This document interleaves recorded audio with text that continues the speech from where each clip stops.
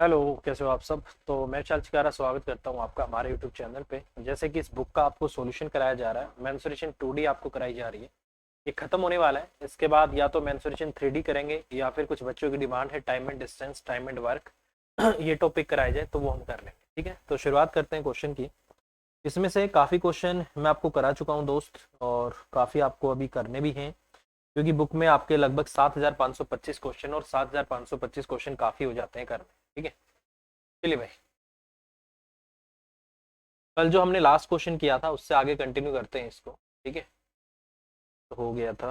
कल जो हमने लास्ट क्वेश्चन किया था वो था 1104 जी। तो ये वाला यहाँ से, और ये वाला कल जो हमने लास्ट क्वेश्चन किया था वो ये था, और बहुत हल्का क्वेश्चन था। ठीक है, और इसका जो आपका आंसर आया था 853 पॉइंट आपका 2 आया था। नेक्स्ट जो क्वेश्चन है ये आपका सीपीयू 2020 में आया था 24। ठीक है, इसके बाद जो क्वेश्चन है सेम इसी पे बेस्ड आपका क्वेश्चन, उसको ध्यान से देखना कि उसमें क्या बोला गया और इसमें क्या है आपका। ठीक है, देखिए जैसे अगला क्वेश्चन है, सेम वही क्वेश्चन है आपका। ये आपका सीपीयू का ये दूसरी शिफ्ट में पेपर आया है, और ये अलग शिफ्ट में आया। देखो क्वेश्चन ये पहली शिफ्ट में ये दे दिया, और दूसरी शिफ्ट में आपको ये क्वेश्चन दे दिया, तो सेम क्वेश्चन था, कुछ भी नहीं था इसमें। ठीक है, अब की बार इसने क्या बोला गया है, वही आयताकार आपका लोन है जिसकी लंबाई इसकी चौड़ाई की दुगनी है। इसकी भुजा की भुजाओं पर 4 अर्धवर्ताकार आकृतियां बनाई गई हैं। पूरे लोन को 100 रुपए प्रति वर्ग मीटर की दर से समतल करवाने के लिए कितने रुपए आपका खर्च आएगा। यदि आयताकार लोन की जो छोटी भुजा है वो आपकी कितनी है, 12 सेंटीमीटर। डिट्टो बिल्कुल सेम डाटा है आपका। ठीक है, आपको कुछ नहीं करना, मैं आपको बता देता हूँ, बस छोटा सा मैं आपको हिंट दे देता हूँ। आपने पिछली क्लास कर ही ली होगी। ठीक है, अगर वो आपने कर ली तो फिर इस क्वेश्चन में कुछ भी नहीं है। ठीक है, देखो भाई, बेसिकली हुआ क्या है कि एक सेमी सर्कल आपका इस पे बना है, और एक सेमी सर्कल आपका इस पे बना है। ठीक है, एक सेमी सर्कल आपका इस पे बना है और एक सेमी सर्कल आपका इस पे बना है। तो बेसिकली मैंने आपको क्या बोला था कि अगर आपको टोटल सरफेस एरिया निकालना पड़ गया, तो इसने बोला है कि ये आपकी कितनी है, 12 है, तो ये इसकी क्या है, डबल है, ये आपकी 24 हो जाएगी। तो दो सेमी सर्कल बन गए सेम डायमीटर के, आपके क्या बन गए, दो सेमी। ये कंप्लीट सर्कल बन जाएगा। सेम यहाँ पर ये दो सेमी सर्कल बन गए सेम डायमीटर के, तो ये भी दोनों सेमी सर्कल आपके मिलके एक सर्कल बना देंगे। ठीक है, और जो कल हमने टोटल एरिया जो इसका निकाला था वो किस किस का एरिया था, इस रेक्टेंगल का एरिया, इस वाले सर्कल का एरिया और इस वाले सर्कल का एरिया, जो कि कल मैंने आपको बताया था 853 और पॉइंट आपका 2 आ गया था। ठीक है भाई, ये आपका इतने मीटर स्क्वायर, पिछली क्लास में देख लेना इसको, इतने मीटर स्क्वायर आपका एरिया आ गया था। अब ये कह रहा है कि नहीं, मुझे इस क्वेश्चन में टोटल कॉस्ट बता दो 100 रुपए के हिसाब से। तो कितनी हो जाएगी भाई, ये आपका 853 और आपका 2 है, नीचे आपका 10 आ गया डेसिमल का, और 100 से इसको मल्टीप्लाई कर दो, तो यहाँ से जो आपकी टोटल कॉस्ट आ गई 85320, इतने रुपए आपकी इसकी समतल करने की टोटल कॉस्ट आ गई। ये आपको करना है। ठीक है, क्वेश्चन नंबर 113 और 114 बिल्कुल सेम है। 114 में एक्स्ट्रा क्या करना है, 100 से मल्टीप्लाई करना है, बाकी सेम है बिल्कुल आपका। ठीक है, चलिए नेक्स्ट क्वेश्चन। नेक्स्ट है कि एक त्रिभुज है जिसकी भुजाएं आपको 24, 26 और 10 सेंटीमीटर आपको दे रखी है। ठीक है, इसकी प्रत्येक शीर्ष को छूता हुआ 4.2 सेंटीमीटर त्रिज्या वाला वृत्त खींचा गया है। वृत्त के खंडों द्वारा कवर किए गए भाग को छोड़कर त्रिभुज का जो एरिया है वो आपको बताना है। छोड़कर आपको बताना है आपकी बात। ये भी सेम क्वेश्चन आपका पहले आ गया है, और पीछे आपने वीडियो जो देखी होगी उसमें आपको समझ भी आ गया होगा ये क्वेश्चन कौन सा है। इसको एक बार ध्यान से देख लो, ये वही वाला क्वेश्चन है जो कल हमने किया था। यहाँ पर इसको सेंटर मान के यहाँ से एक सर्कल खींचा गया था, इस पे एक आपका सर्कल खींचा गया था, और इस पे आपका क्या था, एक सर्कल खींचा गया था। और जो पिछला क्वेश्चन था उसमें क्या बोला गया था, इन सेक्टर का एरिया आपको निकालना था। अब ये कह रहा है नहीं, अब की बार सेक्टर का नहीं निकालना, ये जो बाकी का जो आपका बचा हुआ एरिया है ना, अब की बार ये एरिया आपको बताना है कितना होगा, ये बचा हुआ एरिया। तो क्या करेंगे इसको निकालने के लिए, हम पूरे राइट एंगल ट्रेंगल का जो एरिया है, आपका समकोण त्रिभुज है, राइट एंगल ट्रेंगल के एरिया में से तीनों सेक्टर का एरिया क्या कर देंगे, माइनस कर देंगे, तो आपका ये एरिया आ जाएगा। ठीक है, तो क्या होगा भाई, आपका एरिया, आपका एरिया आ जाएगा यहाँ से, राइट एंगल ट्रेंगल का एरिया कितना होगा, ये आपका कितना है 10 है, ये आपका कितना है 24 है, और ये आपका कितना है 26 है। अच्छा, अब आप ये बोलोगे सर राइट एंगल तो लिखा ही नहीं है ना। बेसिकली भाई ऐसे क्वेश्चन में आपको क्या करना है, ट्रिपलेट फॉलो करना है। और वैसे भी आपका एक ट्रिग्नोमेट्री का ट्रिपलेट होता है 5 12 13, 5 12 13 को डबल करके 10 24 26 बनाया गया है, तो उस कंसेप्ट से आपका राइट एंगल है। और डायरेक्ट आप निकाल सकते हो यहाँ से 1/2, और आपका 24 हो जाएगा, और इंटू आपका 10 हो जाएगा, माइनस में सेक्टर का एरिया। मैंने क्या बोला था, 3 सेक्टर है, तीनों सेक्टर का जो एंगल का सम है 180 आ रहा है, और 180 क्या होता है आपका, एक सेमी सर्कल होता है। ठीक है, 360 डिग्री पूरा सर्कल होता है, 180 आपका सेमी सर्कल होता है। तो इसमें से आप डायरेक्ट क्या करो, सेमी सर्कल का एरिया माइनस कर दो। ठीक है, तो ये हो जाएगा आपका 22/7 और रेडियस आपकी कितनी है 42/10 हो जाएगी और पाई आर स्क्वायर है, ठीक है। और उसको आपको क्या करना है 1/2 कर देना है, ठीक है, क्योंकि सेमी सर्कल का एरिया आपका ये आ जाएगा, ठीक है। अब यहाँ से अगर मैं इसको करता हूँ ये आपका कितना आ गया 120 आ जाएगा, ठीक है। अगर मैं यहाँ से इसको करता हूँ ये आपका 7 से 6 पे चला जाएगा और ये भाई साहब आपका 2 से 11 पे चला जाएगा। कल भी मैंने आपको क्या बोला था, जब भी आपको नीचे 10 हो 100 हो 1000 हो उसको कभी भी मत काटना। क्यों नहीं काटना, क्योंकि वो डायरेक्ट आपको डेसिमल दे देगा। सपोज करो मैं इसको 2 से काट के 5 कर दूंगा, फिर मेरे को 25 से डिवाइड करना पड़ेगा, तो कैलकुलेशन आपकी बढ़ जाएगी। तो सबसे आसान तरीका इसको छोड़ो, ठीक है, इसको छेड़ो मत छेड़ो इसको। तो क्या बच गया अपने पास, ये आपका 66 आ गया और इंटू आपका कितना आ गया 42 आ गया, ये मेरे पास बचा हुआ है और नीचे मेरे पास कितना है आपका 100, ठीक है। देखो अब क्या करते हैं, इसको करने के भी दो तरीके होते हैं। यहाँ से हम इसको या तो डायरेक्ट मल्टीप्लाई कर दें, ठीक है। सपोज करो मैंने इसको ऐसे लिख लिया, ये आपका 66 आ गया और ये आपका 42 आ गया, ठीक है। जैसे आपका ये यहाँ पर अगर मैं करता हूँ 6 दूनी आपका 12 हो गया, एक कैरी कर लो, 6 दूनी 12 और 6 चौक 24, 12 और 24 36 और एक आपका कितना हो गया 37 और 3 आ गया, 6 चौक 24 और 3 आपका कितना आ गया 27 और इसके नीचे आपका इतना है, ठीक है। तो इसका ये आपका कितना आ जाएगा 27 पॉइंट आपका 72 आ जाएगा, ठीक है। अब देखो भाई तो ये आपका देखो पॉइंट 72 आ रहा है, तो इसका मतलब अगर मैं 100 में से इसको माइनस करूंगा तो 28 आना चाहिए। कोई ऑप्शन है जिसमें 28 आपका आ रहा है, ये वाली है, तो इसका मतलब ये आपके क्वेश्चन का आंसर हो जाएगा। इस तरीके से यार आप कैलकुलेशन का अपना टाइम बचा सकते हो, ठीक है। ऐसे कोशिश कर करके आप कैलकुलेशन का टाइम जरूर बचाओ, ठीक है, तो भी आपके क्वेश्चन का आंसर आ जाएगा, ठीक है। चलिए भाई नेक्स्ट जो क्वेश्चन है, क्वेश्चन में बोला गया है कि किसी वर्ग का जो परिमाप है किसी आयत के बराबर है, उनका दोनों का पेरीमीटर आपस में बराबर है, ठीक है। वर्ग का परिमाप 40 मीटर है, तो इसकी चौड़ाई इसकी लंबाई की 2/3 है, तो आयत का क्षेत्रफल क्या होगा ये आपसे पूछा है, ठीक है। देखिए यार बहुत सिंपल क्वेश्चन है, वही वाला आपका हाथ से बना देता हूँ, ठीक है। इसने बोला है एक रेक्टेंगल है, इसका जो परिमाप है वो इस वर्ग के परिमाप के बराबर है और वर्ग का परिमाप आपका 40, ठीक है, हो जाएगा। और ये आपका कितना बनेगा, परिमाप आपको पता है 2 × L + B होता है किसी भी आयत का, और ये कितना है आपका 40 है, ठीक है। फिर इसने बोल दिया उसकी चौड़ाई इसकी लंबाई का 2/3 है। एक चीज हमेशा याद रखना, जब भी ये फ्रैक्शन में वैल्यू दे रखी है ना आपका 2/3 किसका, लेंथ का, लेंथ को 3 मानो या फिर 3 के मल्टीपल में मानो, कैलकुलेशन आपकी छोटी हो जाएगी। जैसे मैंने इसको मान लिया ये आपकी 3x है, तो ये आपकी कितनी होगी, आपकी 2x होगी, ठीक है।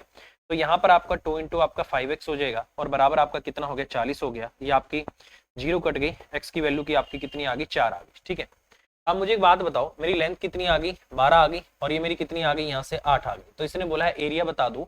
एरिया क्या होता है आपको पता है, रेक्टेंगल का लंबाई इंटू आपका चौड़ाई होता है, तो 12 इंटू आपका कितना आ जाएगा 8 आ जाएगा। तो इसका मतलब 96 आपके क्वेश्चन का आंसर आ जाएगा। तो ये होगा आपके क्वेश्चन का आंसर और आंसर इन्होंने दिया हुआ ए, तो ए ही आपका आंसर आ जाएगा, ठीक है। समझ आ रहा है ना भाई। देखो इसके अलावा रीजनिंग की भी मैंने क्लास स्टार्ट की है डेली रात को 9:30 बजे लाइव, ठीक है। गुरुकुल प्लस चैनल है उस पर मैंने लाइव स्टार्ट की है और उसमें भी आपकी यूथ कंपटीशन टाइम्स की एक रीजनिंग की बुक आती है, लेटेस्ट आपकी 2022-23, उस पर लिखा होगा 13,700 प्लस क्वेश्चन है रीजनिंग के। उसकी हमने कल पहली क्लास ली थी, रिस्पॉन्स अच्छा था, उसको कंटिन्यू करेंगे, इसको भी कर सकते हो और उसको भी कर सकते हो, ठीक है। चलिए और इसके साथ ही एक नई बुक आई है आरआरबी के लिए ही, आपकी 2022-23 तक अपडेटेड है, जो आपकी मैथ की है। उसमें भी लगभग आपके 13,700 प्लस क्वेश्चन है, उसकी भी हम शुरुआत करेंगे। तो 3 बुक हो जाएंगी आपकी, रीजनिंग की, एसएससी की और आरआरबी वाली वो वाली, ठीक है। तो जल्दी उसकी नेक्स्ट वीक उसको भी स्टार्ट कर देंगे, जब तक आप इनको एंजॉय करिए और पढ़िए इसको, ठीक है। चलिए भाई नेक्स्ट क्वेश्चन जो है, नेक्स्ट क्वेश्चन में बोला गया है कि एक वर्ग के अंदर एक वर्ग बनाया है, ठीक है। तो वर्ग की भुजा की लंबाई और वर्ग की त्रिज्या की अनुपात क्या होगा ये आपको बोला है, ठीक है।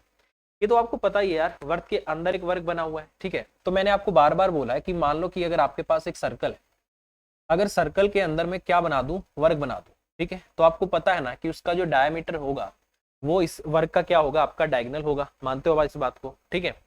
तो ये आ जाएगा आपका, ठीक है। तो ये आ गया, ठीक है। दूसरा इसने क्या बोला हुआ है कि एक वर्ग जो है वो आपके स्क्वायर के अंदर बना हुआ है, ऐसे ले लेते हैं भाई, स्क्वायर के अंदर आपका बना हुआ है। तो आपको पता है कि स्क्वायर की जो साइड होती है उसका जो हाफ होगा वो क्या होगा मेरे भाई, इसका डायमीटर, इसकी वर्ग की जो साइड होगी इसका डायमीटर होगा, तो उसकी वर्ग की साइड का आधा इसका क्या हो जाएगा, रेडियस हो जाएगा। एक वर्ग के अंदर एक वर्ग बनाया गया है, वर्ग की भुजा की लंबाई और वर्ग की त्रिज्या का अनुपात क्या होगा ये आपसे पूछा है। वर्ग के अंदर वर्ग है तो ये आ जाएगा आपका, ठीक है। पहले वाले की ये बात कर रहा है, तो देख लो भाई। अब मुझे एक बात बताना, यहां से ये मैं इसकी साइड मान लेता हूँ x है, मैं इसकी साइड मान लेता हूँ क्या है आपकी x है। तो आपको पता है इसका डायगोनल क्या होता है, √2x होता है। पाइथागोरस लग जाती है क्योंकि स्क्वायर का जो ईच एंगल होता है आपका 90 डिग्री होता है, ठीक है। अब देखो भाई, इसकी जो साइड आ गई और उसकी जो आपकी रेडियस आ गई, उसके बारे में रेशो पूछा है। इसकी तो साइड आपकी एक्स ही होगी, पहले क्या लिखा हुआ है, वर्ग की भुजा की लंबाई, ठीक है। और इसकी जो रेडियस होगी वो इसके हाइपोटेन्यूज का, सॉरी, इसके डायगोनल का क्या होगी, आधा होगी, ठीक है। तो इसको आप लिख सकते हो √2x, और बाय आप क्या लिख सकते हो, 2 लिख सकते हो, ठीक है। डायगोनल का आधा, x से आपका x कट जाएगा, ये आपका कितना आ गया, 2 आपका √2 आ गया। ऑप्शन में है नहीं है, तो इसका मतलब कुछ और करना पड़ेगा। कुछ और करने का मतलब क्या है कि इस दो को मैं क्या लिख सकता हूँ, √2 इंटू √2 में मैं इसको तोड़ सकता हूँ। और ये आपका √2 पहले से है, √2 से आपका √2 कट जाएगा, तो क्वेश्चन का आंसर हो जाएगा आपका √2:1। तो √2:1 ये आपके क्वेश्चन का आंसर आएगा। और इन्होंने भी क्वेश्चन नंबर 117 का जो आंसर दिया हुआ है ए दिया हुआ है, तो ये आपके क्वेश्चन का आंसर होगा, ठीक है।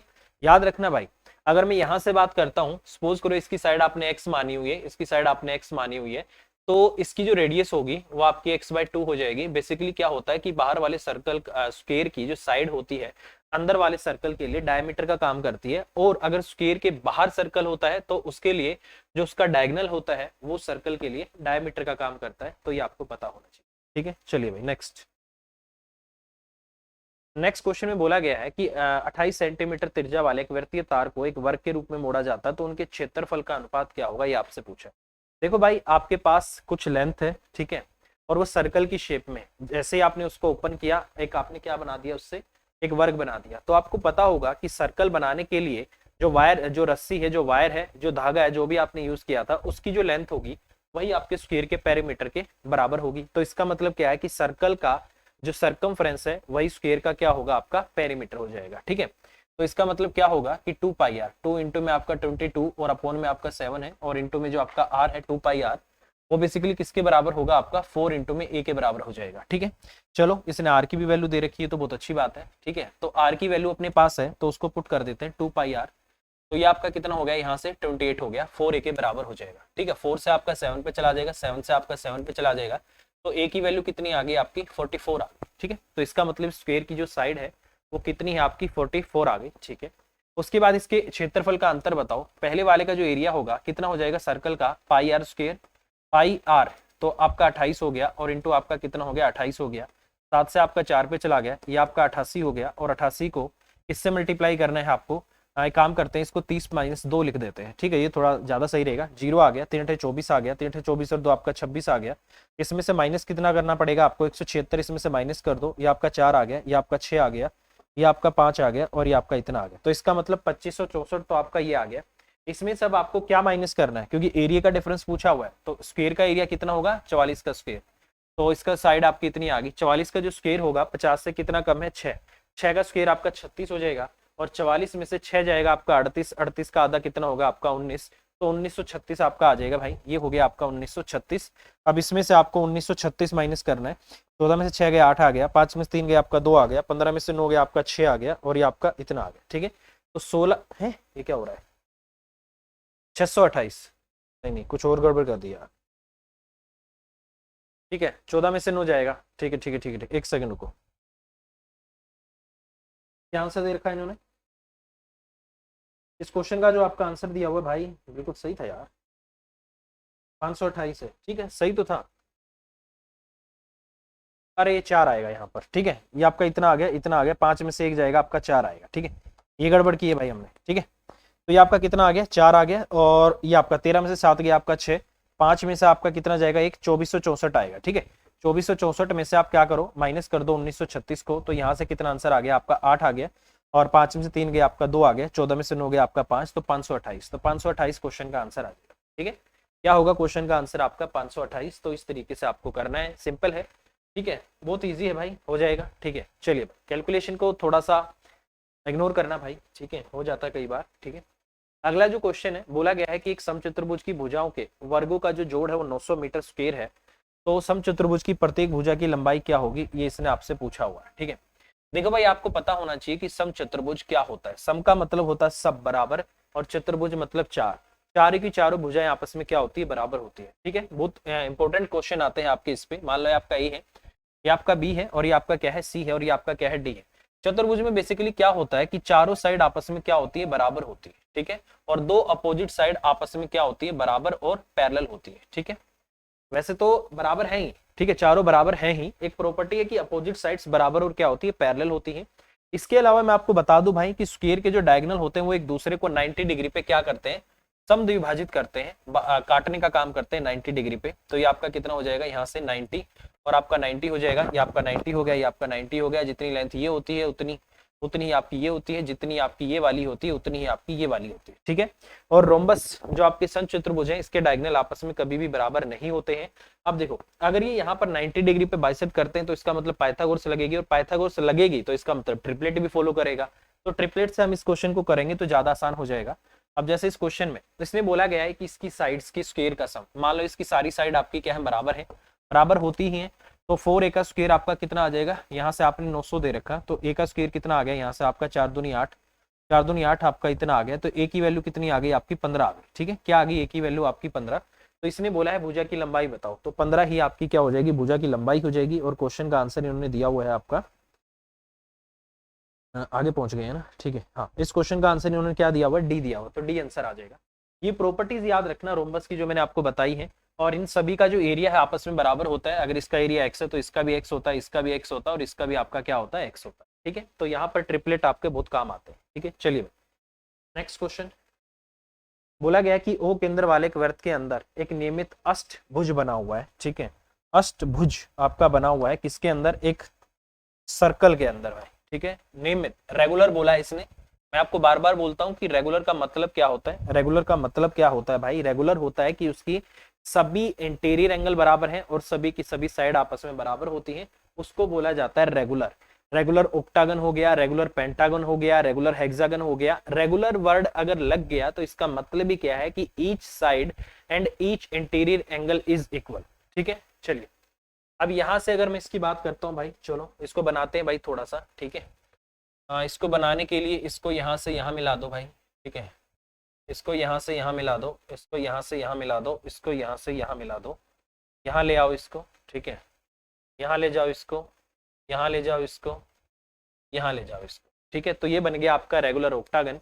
बोला है A B C D E G H, A आपका बी, आपका सी, आपका डी, आपका ई, आपका जी, सॉरी ई एफ, ये आपका जी और ये आपका एच। ये बन गया आपका एक रेगुलर ऑक्टागन। बोला गया है कि एंगल ए ओ बी का ओ ए बी के साथ रेशियो क्या होगा, ये आपसे पूछा है, ठीक है भाई। चलो यहाँ पर इसका कोई सेंटर मान लेते हैं भाई, सेंटर आपका क्या है, ओ है, ठीक है। इसको यहाँ मिला दो, ये आपका ओ हो गया, ठीक है।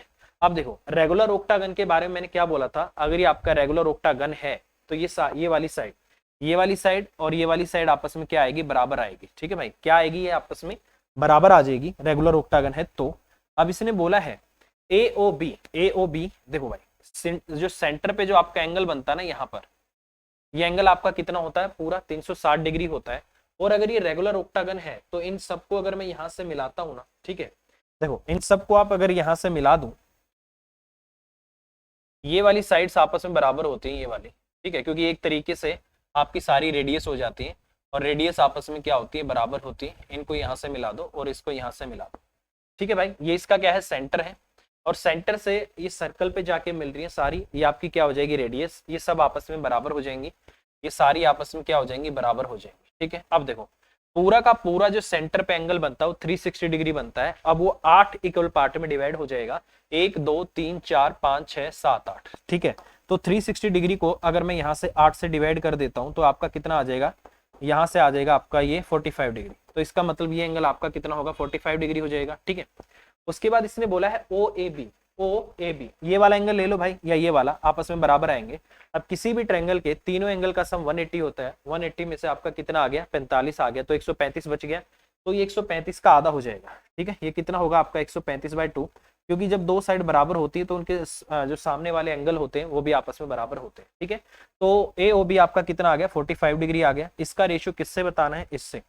ये आपका 135 है, नीचे आपका 2 है, ऊपर पहुंच जाएगा, ठीक है। 15 ती आपका 45 हो गया, 15 में आपका 135 हो गया, 3 ती आपका 9 हो गया।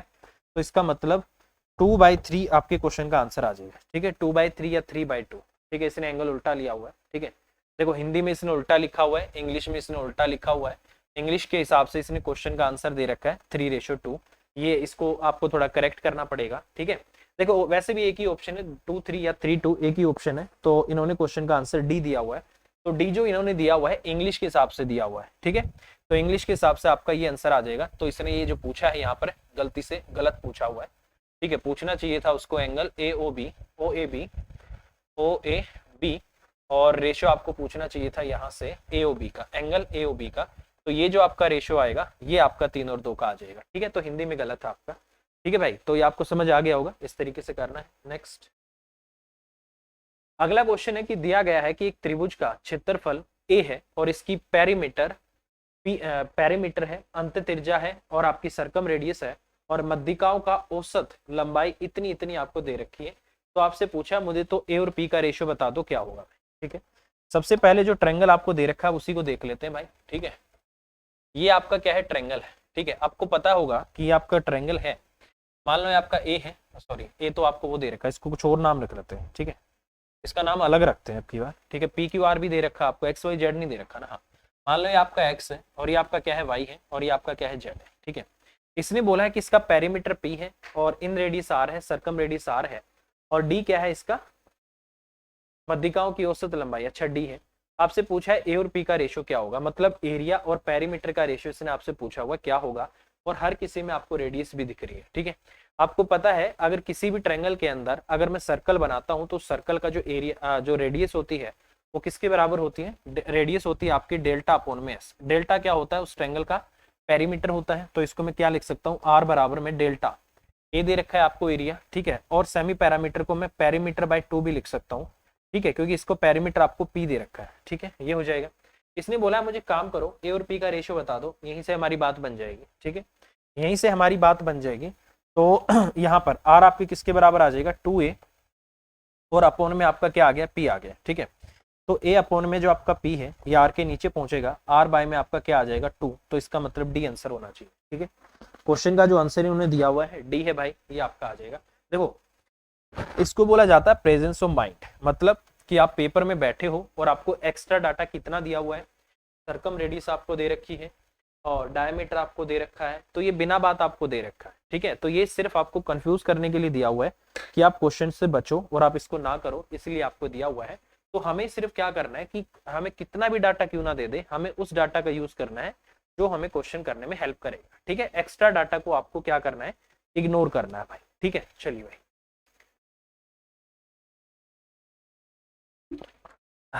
चलिए नेक्स्ट क्वेश्चन। अगला जो क्वेश्चन है, बोला गया है कि समचतुर्भुज के दो विकर्णों की लंबाई 15 और 20 सेंटीमीटर है, समचतुर्भुज का क्षेत्रफल क्या होगा, ये आपसे पूछा है। देखो भाई एक फॉर्मूला मैं आपको बार बार बोलता हूँ और ये किसी भी चतुर्भुज में लग जाएगा, ऐसा नहीं कि इसी में लगेगा, ठीक है। मान लो आपका A है, ये आपका B है और ये आपका क्या है C है और ये आपका क्या है D है। ये इसके डायगोनल है और डायगोनल एक दूसरे को क्या करते हैं, 90 डिग्री पे समद्विभाजित करते हैं, बाइसेक्ट करने का काम करते हैं, ठीक है। ये फॉर्मूला याद रखना, किसी भी चतुर्भुज का एरिया निकालना हो आपको तो उस चतुर्भुज का जो एरिया होता है वो बेसिकली किसके बराबर होता है, एरिया होता है आपका 1/2 इंटू में आपका डायगोनल 1 इंटू में आपका डायगोनल 2 इंटू में जहां पर डायगोनल एक दूसरे को काटते हैं, मान लो अल्फा है तो वो एंगल आपको लेना होता है भाई, ठीक है। जहां पर एक दूसरे को काटते हैं वो एंगल आपको लेना होता है, ठीक है। अब देखो मुझे पता है कि यहाँ पर इसके जो डायगोनल है वो काट रहे हैं, बट ये आपको अल्फा जो है ना, अल्फा वो लेना है जहां पर डायगोनल एक दूसरे को जितने एंगल पे काटते होते हैं वो हमें लेना होता है, ठीक है। अब हमें पता है इसका जो डायगोनल होता है वो 90 डिग्री पे काटता है और 90 डिग्री पे साइन 90 क्या होता है, 1 होता है। तो इसलिए कई बार आपने देखा होगा कि इसका एरिया डायरेक्ट हो जाता है 1/2 इंटू D1 इंटू आपका D2, क्योंकि भाई साहब यहाँ पर आपका क्या है, ये 90 डिग्री है। और यही फॉर्मूला स्क्वायर में भी लगता है। स्क्वायर में क्या होता है आपने देखा होगा 1/2 इंटू डायगोनल का स्क्वायर। वहां पर डायगोनल एक तो बराबर होते हैं, दूसरा एंगल वो आपका 90 पे ही काटते हैं स्क्वायर के अंदर भी, इसलिए वहां पर भी लिखने की जरूरत नहीं होती। अब फिलहाल इस क्वेश्चन का आंसर 1/2 और आपका 15 हो जाएगा और इंटू आपका 20 हो जाएगा। ये आपका 2 से 10 पे काट देता हूँ तो ये आपका 150 आ जाएगा। तो क्वेश्चन का आंसर कितना होगा आपका 150, क्या आ जाएगा आपका 150, ठीक है भाई। तो 150 होगा। बस ये कंसेप्ट याद रखना, ये फॉर्मूला आप याद रखना, ये बहुत काम का आपका, ठीक है। चलिए भाई क्वेश्चन का आंसर आपका 150 ही दिया हुआ है, ठीक है। चलिए नेक्स्ट क्वेश्चन। बोला गया है the length of 2 parallel side of a trapezium are. Trapezium के बारे में भी कल मैंने आपको बोला था कि ट्रेपीजियम होता क्या है। ट्रेपीजियम में एक ऐसा चतुर्भुज होता है जिसकी कोई भी दो भुजाएं आपस में क्या होती है, बराबर पैरेलल होती है। क्या होती है, पैरेलल।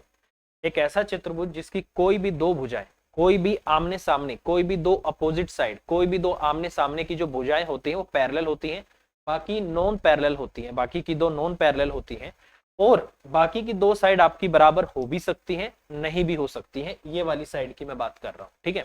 अब जैसे इसकी मैं बात करूं, मान लो ये आपका ए है, ये आपका बी है, और ये आपका सी है, और ये आपका क्या है, डी है, ठीक है। यहाँ पर अगर मैं बात करता हूँ इसकी लंबाई समांतर भुजाओं की पैरेलल की दे रखी है, ये 40 हो जाएगी, तो ये आपकी 30 हो जाएगी। यहाँ से यहाँ तक दो पैरेलल लाइन के बीच में परपेंडिकुलर हाइट यहाँ ले लो, यहाँ ले लो, कहीं भी ले लो, परपेंडिकुलर हाइट हमेशा क्या होती है, बराबर होती है, क्योंकि दो पैरेलल लाइन के बीच में जो गैप होता है, जो अंतर होता है, वो कभी भी कम नहीं होता। वो बिल्कुल यहाँ पर जितना है, कहीं भी आप चले जाओ, उनके बीच का अंतर जो है लंबाई का, वो उतना ही रहता है। मतलब उनके बीच में जो ये वाला डिस्टेंस होता है ना, ये हमेशा उतना ही रहता है, ठीक है। अब इसने बोला है इसकी हाइट आपको नहीं दे रखी है, हाइट एक ही चीज है आपकी, इसने हाइट आपको नहीं दे रखी, एरिया दे रखा है, हाइट आपसे पूछ ली। आपको पता है इसका एरिया क्या होता है, 1/2 इंटू में सम ऑफ पैरेलल साइड, 40 + 30 आपका 70, इंटू में आपका हाइट, और बराबर आपका कितना होता है, इतना होता है। यहाँ से आपका ये 5 पे चला जाएगा, तो हाइट आपकी कितनी आ गई, 10 आ गई। तो इसका मतलब 10 आपके क्वेश्चन का आंसर हो जाएगा भाई, ये आपको याद रखना है, ठीक है। एक थोड़ा सा इसके बारे में थोड़ा सा मैं और आपको बता दूं भाई, ये भी आपको पता होना जरूरी है, ठीक है। यहाँ से मैं बात कर रहा हूँ अपना इस वाले की, ठीक है। ये क्या है आपका एक, ये आपका क्या है, एक आइसोस्केलस ट्रेपेजियम है। आइसोस्केलस ट्रेपेजियम की प्रॉपर्टी क्या होती है वो भी एक बार देख लो, इस पे भी आपके बहुत क्वेश्चन आते हैं, बहुत इंपॉर्टेंट है आपका ये भी, ठीक है। तो क्वेश्चन क्या बोलता है, क्या बोलता है यहाँ पर, मान लो आपका ए है, और ये आपका बी है, और ये आपका सी है, और ये आपका क्या है, डी। तो ये वाली साइड सपोज करो आपकी ए है, ये आपकी बी है, तो इसमें अगर ये वाई है तो ये भी आपका क्या होता है, वाई होता है, ठीक है। ये चीज हमेशा याद रखना। ये है आइसोस्केलस ट्रेपेजियम, समद्विबाहु आपका क्या होता है, समलंब चतुर्भुज, ठीक है भाई। ये आपका यहाँ से परपेंडिकुलर हाइट है, ये आप याद रखना, डी तक है, ये आपका ई है, तो ये आपका क्या है, एफ, ठीक है। इसके अंदर एक चीज हमेशा याद रखना भाई, अगर ये वाली लेंथ यहाँ पर आपकी एक्स होती है, ये भी लेंथ आपकी क्या होती है, एक्स होती है, हमेशा बराबर होती है। बराबर होने का रीजन क्या है, 90 डिग्री है, और दोनों का हाइपोटेन्यूज सेम होता है, RHS right angle hypotenuse side. ये वाला ट्रायंगल और ये वाला ट्रायंगल आपस में क्या हो जाते हैं, कॉन्ग्रुएंट हो जाते हैं, और कॉन्ग्रुएंट होने की वजह से ही ये आपस में आपके बराबर चले जाते हैं। और बराबर होने की वजह से अगर ये एंगल आपका थीटा होता है तो ये भी आपका थीटा होता है, और ये एंगल अगर आपका बीटा होता है तो ये एंगल भी आपका क्या होता है, बीटा होता है। ये और ये आपस में कॉन्ग्रुएंट हो जाते हैं, ये याद रखना। और अगर आपस में कॉन्ग्रुएंट हो जाते हैं तो इसके जो डायगोनल होते हैं वो आपस में बराबर होते हैं। जैसे एक डायगोनल बनेगा आपका AC और एक डायगोनल बनेगा आपका BD, ये दोनों डायगोनल आपस में क्या होते हैं, बराबर होते हैं आइसोस्केलस समद्विबाहु समलंब चतुर्भुज के अंदर। तीन ही आकृति ऐसी होती हैं, तीन चतुर्भुज ऐसे होते हैं जिनके जो डायगोनल होते हैं, विकर्ण जो होते हैं, वो आपस में बराबर होते हैं। एक आपका वर्ग होता है, ठीक है, और दूसरा आपका आयत होती है, और तीसरा आपका समलंब चतुर्भुज होता है, ठीक है। समद्विबाहु समलंब चतुर्भुज, समद्विबाहु समलंब चतुर्भुज, जिसकी ये वाली साइड और ये वाली साइड बराबर नहीं होती, उसके डायगोनल बराबर नहीं होते। ये तो यहाँ पर पाइथागोरस लगाने से सेम प्रॉपर्टी होने की वजह से आ जाती है, ठीक है। तो ये याद रखना, समलंब समद्विबाहु, ठीक है, आइसोस्केलस ट्रेपेजियम के जो डायगोनल होते हैं, रेक्टेंगल के जो डायगोनल होते हैं, स्क्वायर के जो डायगोनल होते हैं, वो हमेशा आपस में बराबर होते हैं, ठीक है। चलिए भाई नेक्स्ट, अगला क्वेश्चन है फिर से आपका समचतुर्भुज पे ही आ गया है भाई, ठीक है। समचतुर्भुज की प्रॉपर्टी मैं आपको बार बार बताता ही रहता हूँ क्योंकि इस पे क्वेश्चन आपके बहुत आते हैं, ठीक है। इसमें बोला गया है, MTS में आया था आपका कि एक यहाँ पर ये क्या हो गया, ये आपका क्या है, रोम्बस है, ठीक है। अच्छा येलो आ गया, दिख रहा है क्या इसमें, ठीक है। इसने बोला है कि समचतुर्भुज के दो विकर्ण आपके इतने हैं, मान लो आपका A है, ये आपका B है, और ये आपका C है, और ये आपका D है। अभी इसने विकर्ण बोला है तो विकर्ण आपको पता होगा, ये हो जाते हैं आपके, ठीक है। इस पे काटते हैं 90 डिग्री पे और एक दूसरे को बराबर हिस्से में काट देते हैं, समद्विभाजित करने का काम करते हैं। तो अगर ये 6 है तो ये आपका 3 हो जाएगा, ये भी आपका 3 हो जाएगा। 8 है तो ये भी आपका 4 और ये भी आपका 4 हो जाएगा। ये आपका 90 डिग्री है। तो बोला है उस चतुर्भुज की भुजा क्या होगी। यार आपको भी पता है 3 4 5 आपका ट्रिपलेट होता है। जब राइट एंगल ट्रायंगल बन ही गया, ये 3 है तो 4 है, तो सिंपल सी बात है आपका 5 होगा। तो इसने पूछा है समचतुर्भुज की भुजा क्या होगी, 5 हो जाएगी। तो 5 आपके क्वेश्चन का आंसर होगा। और क्वेश्चन नंबर 124 का आंसर आपको यही दिया हुआ है 5। ठीक है, चलिए भाई नेक्स्ट। चलो भाई नेक्स्ट क्वेश्चन में बोला गया कि किसी वर्ताकार मैदान का क्षेत्रफल किसी ऐसे त्रिभुज का मैदान है जिसकी साइड 400, 420 और 580 आपको दे रखी है। उसके क्षेत्रफल का इतने प्रतिशत के लगभग है, तो वृत्ताकार मैदान की परिधि क्या होगी, आपसे पूछा है। देखो यार, परिधि निकालने के लिए आपको क्या करना पड़ता है, परिधि निकालने के लिए हमें रेडियस की जरूरत होती है, और रेडियस कहाँ से निकलेगी, उसके एरिया की हेल्प से निकलेगी। तो ये सबसे जरूरी होता है आपको कि आपको ये पता होना चाहिए कि मुझे क्वेश्चन का आंसर निकालने के लिए किस डाटा की जरूरत है, ठीक है। तो उस पर आपको जरूर फोकस करना चाहिए, ठीक है।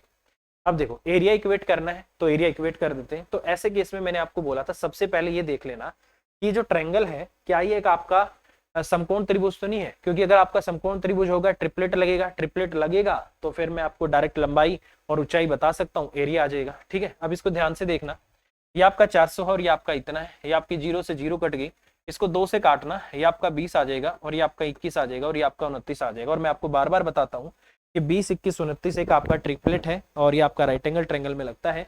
तो इसका मतलब मैं यहाँ से बोल सकता हूँ कि इसका जो एरिया आएगा 1/2 इंटू में यहाँ से आपका 400 और इंटू आपका 420 होगा, और इसका जो एरिया 3 3 9 3 7 21,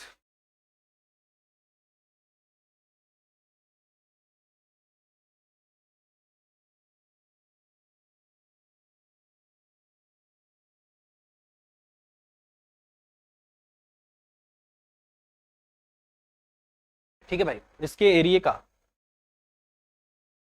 220 बटा आपका 3, और ये जो 100 है ये किसके बराबर है, इस सर्कल के एरिया के बराबर है, 22/7 हो जाएगा, और रेडियस का आपका स्क्वायर ही हो जाएगा, ठीक है। अब देखो भाई, इस 0 से मैं इस 0 को काट देता हूँ, इस 0 से मैं इसकी 0 भी काट देता हूँ, इस 22 से मैं इस 22 को काट देता हूँ, ठीक है।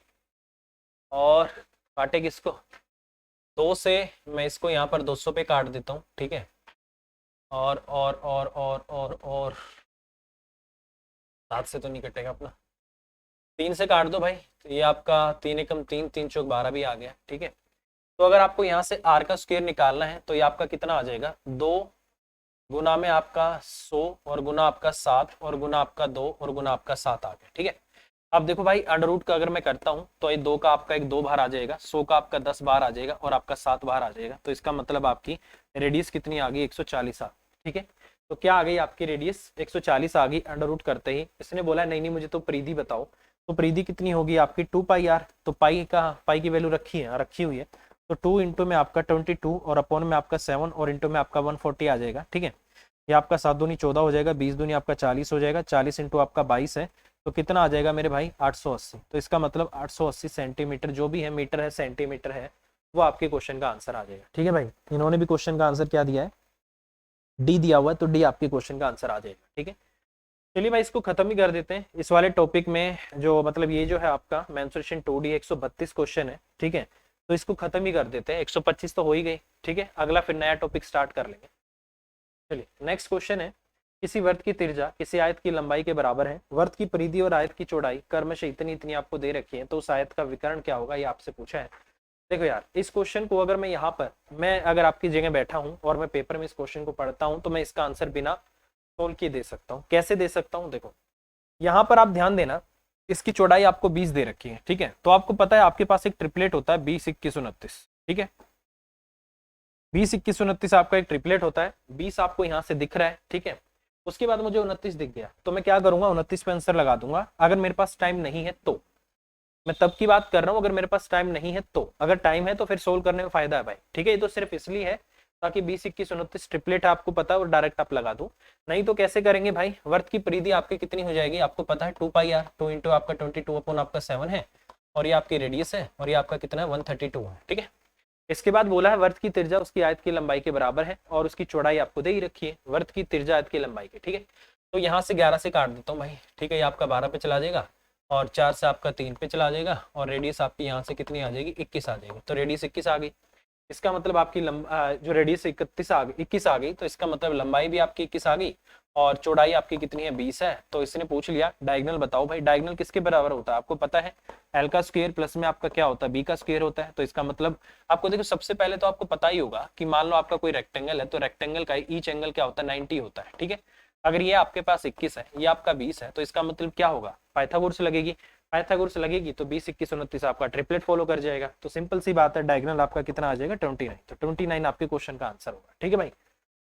समझ आ रहा है ना भाई? चलिए नेक्स्ट क्वेश्चन। नेक्स्ट क्वेश्चन है 30 सेंटीमीटर त्रिज्या वाले किसी वृत्त के त्रिज्याखंड के केंद्रीय कोण की माप 210 है, तो त्रिज्याखंड का क्षेत्रफल क्या होगा, ये आपसे पूछा है। देखो यार, मैं आपको बार बार बोलता हूँ कि जो एक सर्कल होता है वो बेसिकली क्या काम करता है। सर्कल का जो एरिया होता है वो क्या होता है आपका 2πr² होता है, और वो किसको रिप्रेजेंट कर रहा होता है, सेंटर पे 360 डिग्री का एंगल बनता है। तो सॉरी, जो सर्कल का एरिया होता है πr² होता है, और सर्कल के सेंटर पे एंगल कितना होता है आपका 360 डिग्री। तो πr² किसको डिनोट करता है, आपका 360 डिग्री को आपको क्या निकालना है 210 डिग्री। तो 360 डिग्री होता है आपका πr², एक कितना होगा πr² बटे आपका 360, तो 210 कितना होगा, तो 210 से मल्टीप्लाई कर देंगे। ठीक है, तो यहाँ पर इसने बोला कि एंगल आपका कितना है 210 है। ठीक है, और इसकी रेडियस आपको 30 दे रखी है। ये कह रहा है कि मुझे इसका एरिया बता दो कितना होगा। ठीक है, एरिया क्या आता है πr², 22 बटे आपका 7 हो जाएगा, r² आपका 30 और इंटू आपका 30 हो जाएगा, और एंगल कितना है आपका 210 और बटे में कितना हो जाएगा आपका 360 हो जाएगा। ठीक है, अब देखो भाई, इस जीरो से मैं इस जीरो को काट देता हूँ और 7 से मैं इसको 3 पे काट देता हूँ भाई। ठीक है, अगर मैं यहाँ से इसको काटना चाहता हूँ तो 3 से इसको मैं काटता हूँ, ये आपका 12 पे चला जाएगा। ठीक है, 2 से मैं इसको काटता हूँ, 11 से आपका 6 पे चला जाएगा, और 6 से आपका भाई साहब ये 5 पे भी चला जाएगा। तो 11 गुना 5 आपका 55, 55 गुना में आपका 3 कितना आएगा 1650। तो इसका मतलब 1650 आपके क्वेश्चन का आंसर आना चाहिए। और इन्होंने क्या दिया क्वेश्चन का आंसर भाई, क्वेश्चन नंबर 127 ये आंसर है, तो यही आपके क्वेश्चन का आंसर आ जाएगा। ठीक है, तो ये बहुत हल्के क्वेश्चन है भाई, ये कर ही सकते हो आप। ठीक है, चलिए भाई नेक्स्ट क्वेश्चन, एमटीएस में यही आते हैं। ठीक है, ये सब एमटीएस का आपका बोला है 28 सेंटीमीटर त्रिज्या वाले किसी वर्ग के अंदर बनाए जा सकने वाले सबसे बड़े वर्ग का क्षेत्रफल क्या होगा, ये आपसे पूछा। एक वर्ग है, सॉरी एक सर्कल है भाई, और इसके अंदर आपको बड़े से बड़ा क्या बनाना है, वर्ग बनाना है। ठीक है, लो भाई हमने भी वर्ग बना दिया इसके अंदर, बड़े से बड़ा ये बन गया। अब इसने बोला है इसका क्षेत्रफल बताओ, तो आपको पता ही होगा भाई, मान लो आपका ए है, या आपका बी है, या आपका सी है, और ये आपका डी है। तो इसकी साइड अगर आपकी एक्स है तो इसका डायगोनल क्या होगा आपका √2x होगा। ठीक है, क्योंकि इसका ईच एंगल क्या होता है 90 डिग्री होता है, पाइथागोरस से आपका इतना आ जाएगा, ये आपका एक्स है और ये आपका एक्स। ठीक है, अब देखो भाई, इसने बोला है कि इसका एरिया क्या होगा, ये बात आपको पता ही होगी भाई। अगर किसी स्क्वायर के बाहर सर्कल बनता है तो सर्कल का जो डायमीटर होता है वो स्क्वायर का डायगोनल होता है। तो इसका मतलब मैं यहाँ से बोल सकता हूँ कि जो आपका √2x होगा वो कितना होगा भाई साहब, आपका 28 है ना, रेडियस 56 होगा। ठीक है, तो x की वैल्यू कितनी आ जाएगी, यहाँ से x की जो वैल्यू आएगी आपकी 56 अपॉन में कितना आ गया आपका √2 आ गया। ठीक है, अब मुझे क्या करना है, एरिया निकालना। एरिया कैसे होगा, इसको स्क्वायर कर दो, तो स्क्वायर करना है तो भाई इसको भी स्क्वायर कर दो और इसको भी एक बार मल्टीप्लाई कर दो 56 बटा आपका √2 से। नीचे कितना आ गया आपका 2, 2 से आपका 28 पे चला जाएगा। ठीक है, तो कितना आ गया भाई आपका 56 और इंटू में आपका 28 आ गया। तो 56 इंटू 28 8 6 48 होगा। इकाइकांक आपका 8 आना चाहिए, और 2 पंजे आपका 10 है। इकाइकांक वैसे भी एक में ही 8 है, तो ये आपके क्वेश्चन का आंसर हो जाएगा। या तो पूरा मल्टीप्लाई कर लो या फिर इकाई के अंक से कर लो। तो क्वेश्चन का आंसर आपका क्या है, बी। तो इस तरीके से हम इसको कर सकते हैं भाई, और क्वेश्चन का आंसर आपका ये आ जाएगा। ठीक है, चलिए भाई नेक्स्ट। नेक्स्ट में बोला गया है कि 14 सेंटीमीटर भुजा वाले किसी वर्ग के अंदर बनाए जा सकने वाले सबसे बड़े वर्ग की परिधि क्या होगी। अब की बार क्या पूछ लिया भाई, परिधि। ठीक है, तो सिंपल सा वही बात है, तो मैं ये बात बोल सकता हूँ भाई, सबसे बड़े वर्ग की परिधि। ठीक है, तो यार मुझे एक बात बता दो, जो उसकी रेडियस होगी कितनी हो जाएगी आपकी, 7 हो जाएगी।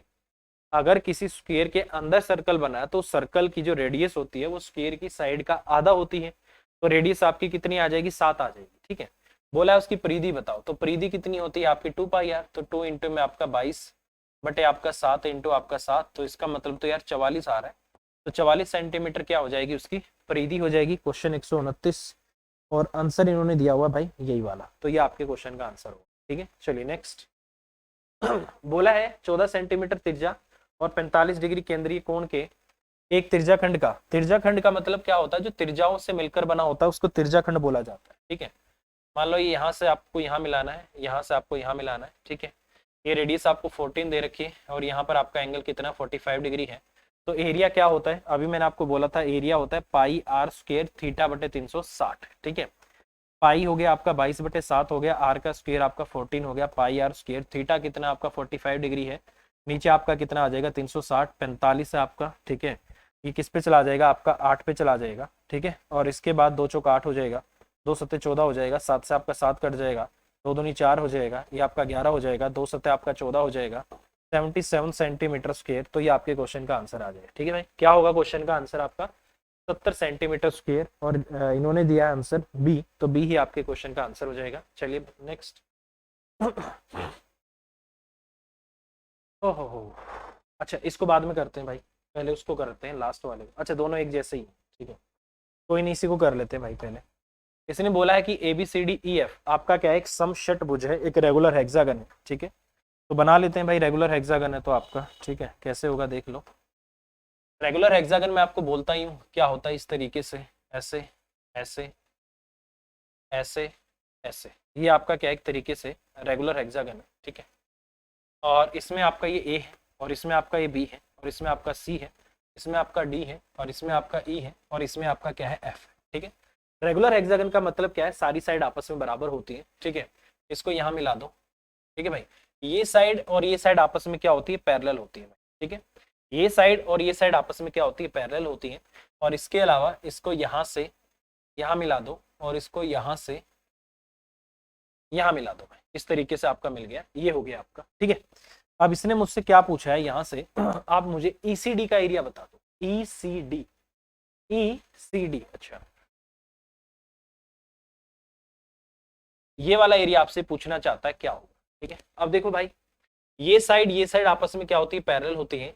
ये वाली साइड और ये वाली साइड क्या होगी, आपस में क्या होगी, पैरेलल। ये बराबर भी है और पैरेलल भी, देखो सारी साइड आपस में क्या होती है, बराबर होती है, बराबर होती है, बराबर होती है, बराबर होती है, बराबर होती है, ठीक है। ये आपस में बराबर और क्या होती है, पैरेलल होती है, ठीक है। अब थोड़ा ध्यान से देखना भाई, ये वाली साइड और ये वाली साइड ये अपोजिट और पैरेलल, ये वाली साइड और ये वाली साइड अपोजिट और पैरेलल, ठीक है। तो ये बेसिकली क्या बन गया, यहाँ से ये बन गया आपका एक रोम्बस, आपको पता होगा रोम्बस, ठीक है। और रोम्बस का जो डायगोनल होता है, या तो आप ये देख लो कि रोम्बस का जो डायगोनल होता है वो इसके एरिया को दो इक्वल पार्ट में डिवाइड करने का काम करता है, ठीक है। इसका मतलब जितना एरिया इसका होगा उतना ही एरिया आपका क्या होगा, इसका होगा, ठीक है। इसका और इसका एरिया क्या होगा, हाफ हाफ होगा। तो ये कंसेप्ट में यहाँ से लगा सकता हूँ, ठीक है। और अगर मैं यहाँ से बात करता हूँ, अगर मैं नॉर्मली बात करूँ तो आपको पता है कि इसमें जो ट्रायंगल बनते हैं आपके रेगुलर हेक्सागन में, वो सारे आपस में क्या होते हैं, बराबर होते हैं। इसका 5 होगा और इसका आपका 6 होगा, ठीक है। अब मुझे एक छोटी सी बात बताना, इसमें आपके दो ट्रायंगल इंक्लूड हो गए और उस दो को भी आपने क्या कर दिया, हाफ हाफ कर दिया। तो इसका मतलब ये किसका ट्रायंगल, किसका एरिया पूछना चाह रहा है आपसे, एक ट्रायंगल का एरिया पूछना चाह रहा है, समझ रहे हो। देखो भाई 6 इक्विलेटरल ट्रायंगल होते हैं आपके किसके अंदर, रेगुलर हेक्सागन के अंदर। अगर उसमें से आपके 4 चले गए, ये पांचवा और छठा है, दो ट्रायंगल का एरिया है ये वाला और ये वाला, इसमें से भी हाफ हाफ हो रहा है, हाफ यहाँ हो रहा है, हाफ यहाँ हो रहा है। इसका मतलब ये जो आपका ट्रायंगल है ECD, ये एक इक्विलेटरल ट्रायंगल का एरिया है। तो इसका मतलब मैं डायरेक्ट बोल सकता हूँ, यहाँ से जो आपका डायरेक्ट एरिया आएगा वो कितना आ जाएगा आपका, √3/4 इंटू ए का स्क्वायर। ए कितनी है आपकी 12 है, तो आपका इतना हो गया, 4 से आपका 3 पे चला जाएगा, 36 हो गया। तो इसका मतलब 36√3 आपके क्वेश्चन का आंसर हो जाएगा। तो इस तरीके से हम इस क्वेश्चन को कर सकते हैं, ठीक है।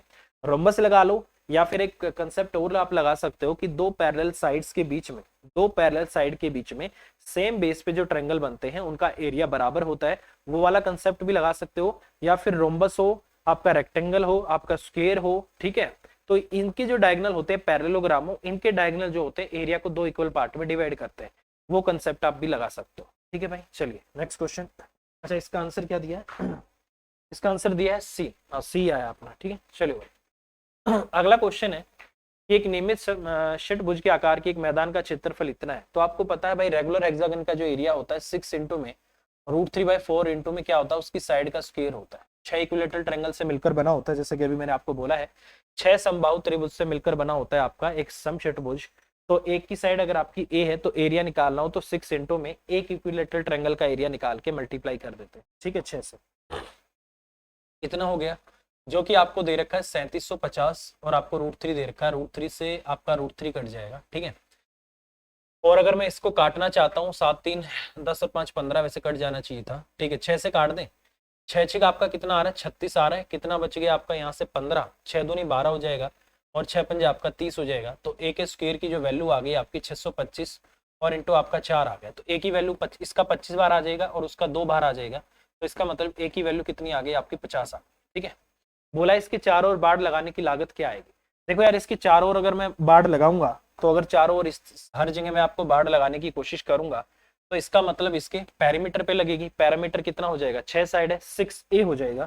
तो कितना हो गया आपका 6a, तो ये बन जाएगा आपका पैरामीटर 6 इंटू में आपका 50 और मल्टीप्लाई किससे करना है, 29 रुपए प्रति मीटर के हिसाब से इसके 4 और इसको क्या कर दो 29 से मल्टीप्लाई कर दो, ये आपका 300 आ गया। 300 गुना में आपको क्या करना है 29 करना है भाई, लास्ट में आपकी 2 जीरो आएंगी। एक ही ऑप्शन ऐसी है जिसमें लास्ट में 2 जीरो है, तो इसका मतलब यही क्वेश्चन का आंसर हो जाएगा। ठीक है भाई, ऐसे भी जा सकते हैं, एक ही ऑप्शन में लास्ट में जीरो है, मैंने किया ही नहीं आगे सोल्व, और मेरे क्वेश्चन का आंसर कितना आ जाएगा यहाँ से 87 और 100 आ गया। तो इस तरीके से हम इसको कर सकते हैं। ठीक है, आप इस बुक को उठा के देखना, इस वाले टॉपिक में 132 क्वेश्चन है और सारे के सारे मैंने आपको करा दिए हैं। अगला जो टॉपिक है वो मेंसुरेशन 3D है, अगर वो कराना हो तो बता देना। अगर कोई और टॉपिक जैसे time and work, time and distance, इस तरीके का कोई क्वेश्चन कराना हो तो आप वो बता देना, वो मैं आपको करा दूंगा। ठीक है, फिलहाल ये वाला टॉपिक आपका खत्म, इसकी सारी क्लास आपकी खत्म, इसको कर लीजिएगा। और आई होप भाई आपको जो सारी चीजें समझ आई होंगी, वीडियो अच्छी लगी होगी, इसको लाइक और शेयर करते रहना। कोई भी इश्यू आता है पूछ लेना। मेरी जो क्लास है इसके नीचे मेरे टेलीग्राम चैनल का लिंक है, आप उसको जाके ज्वाइन कर सकते हो। मेरा फोन नंबर लिखा हुआ है, मेरी मेल आईडी लिखी हुई है, जो भी आपको दिक्कत हो वहाँ कॉन्टेक्ट कर सकते हो। ठीक है, आज के लिए इतना ही और bye bye, take care, thank you very much.